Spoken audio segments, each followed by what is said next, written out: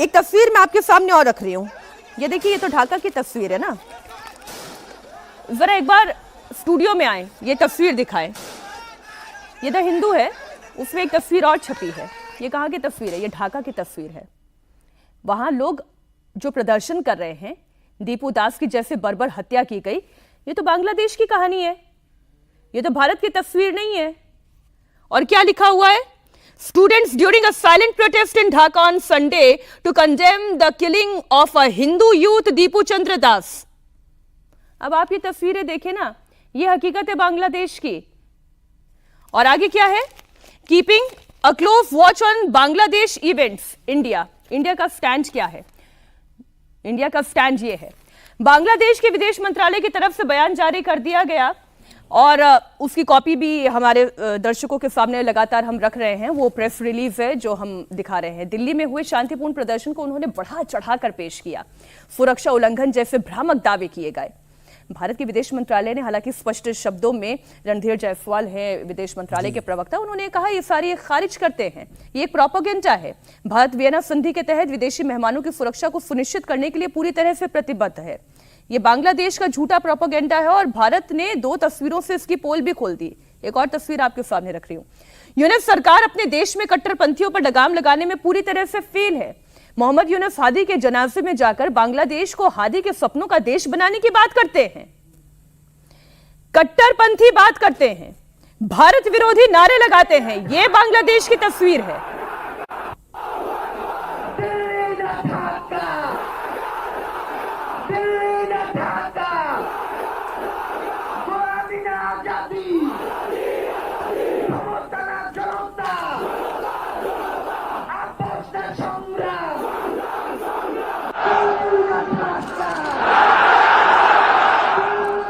ये जो विनोद जी दिल्ली पर इल्जाम लगाकर, ढाका ढाका के नारे लगाकर, हिंदुस्तान से नफरत के जहर के बीज बोकर, ये मोहम्मद यूनुस क्या हासिल करना चाहता है? देखिए, मोहम्मद यूनुस की कट्टरपंथियों से साठगांठ कहीं छिपी नहीं है और कट्टरपंथियों के जरिए ही वो सत्ता तक पहुंचे हैं। तो उनकी जो पहली वफादारी है वो कट्टरपंथी जमातों के प्रति है।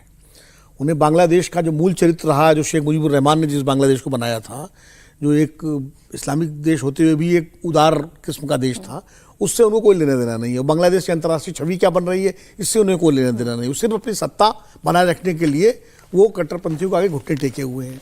रही बात भारत विरोधी प्रचार की, तो बांग्लादेश के पास कोई चारा नहीं है। देखिए, पहलगाम जैसी बर्बर घटना के बावजूद भारत ने पाकिस्तानी उच्चायोग सुरक्षित रहा, बिल्कुल है ना। पुलवामा हुआ, इतनी सारी घटनाएं हुई जिनमें 26/11 हुआ, मुंबई वाला, जिनमें पाकिस्तान का सीधे सीधे हाथ था। उसके बावजूद भारत में पाकिस्तानी उच्चायोग या पाकिस्तान के किसी दफ्तर पर कोई हमला या नहीं हुआ, उनकी पूरी सुरक्षा रही, सरकार ने पूरी सुरक्षा दी। तो अब ये आरोप लगाना कि बांग्लादेश का हाई कमीशन जो है वो असुरक्षित हो गया है, बिल्कुल निहायत बेबुनियाद है, मूर्खतापूर्ण है और शर्मनाक है। क्योंकि भारत वियना संधि के तहत अपने अंतर्राष्ट्रीय जो उसके नियम है, कानून, प्रतिबद्धताएं हैं, उनका भारत पूरी ईमानदारी से पालन करता रहा है और करता है। बांग्लादेश में हो रहा है ना सर, मैं उसकी एक और मिसाल आपके सामने रख देती हूँ, दर्शकों के सामने रख देती हूँ। यूनुस के राज में बांग्लादेश के अंदर इस वक्त भारत विरोधी माहौल तैयार किया जा रहा है और बहुत हद तक वो तैयार हो गया है। जमाती भारत के खिलाफ जहर उगल रहे हैं। इधर हादी की बहन भारत के साथ संघर्ष को धर्म युद्ध की तरफ लेकर जा रही हैं। शब्दों पर गौर करिएगा, धर्म युद्ध की तरफ लेकर जा रही हैं। आप सुने पहले इस बयान को।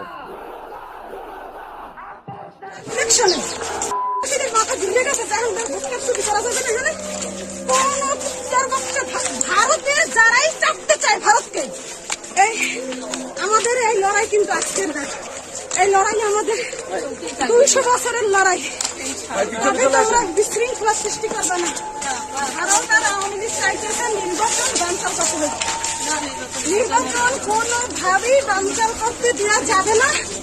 সন্ত্রাসীদেরকে ক্ষমতায় আসতে দেওয়া যাবে না, সে যে দলের হোক, আমাদের একটাই কথা, ইনসাফের বাংলাদেশ হইতে হবে। আমরা কোনো রাষ্ট্রের তাবেদারিতে থাকতে চাই না, আমরা মেরুদণ্ড সোজা করে বাঁচতে চাই। ये अवधेशी जो हादी की बहन कह रही है, वो 200 साल पुरानी लंबी लड़ाई की बात कर रही है। बांग्लादेश का तो जन्म 1971 में हुआ। ये 200 साल पुरानी लड़ाई, ये कौन सी लड़ाई है?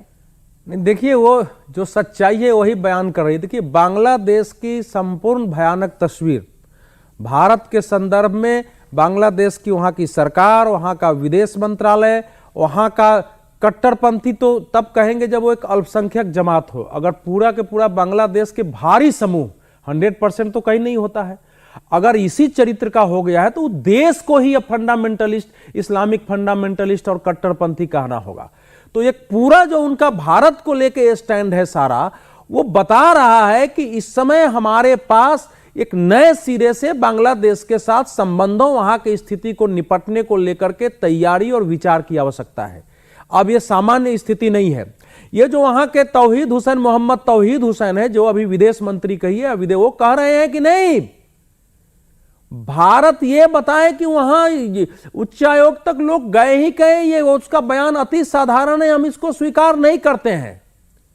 लेकिन वो चट्टोग्राम जिसको वो बोलते हैं, चटगांव हो गया है नाम, वहां के और ढाका के हमले को नहीं बता रहे हैं, जो उनकी बहन कर रही हैं। देखिए आज ही अवामी इनके शेख हसीना की पार्टी के एक नेता ने एक वीडियो जारी किया है पूरा, और कई वीडियो जारी करके उसमें पोस्ट किया है।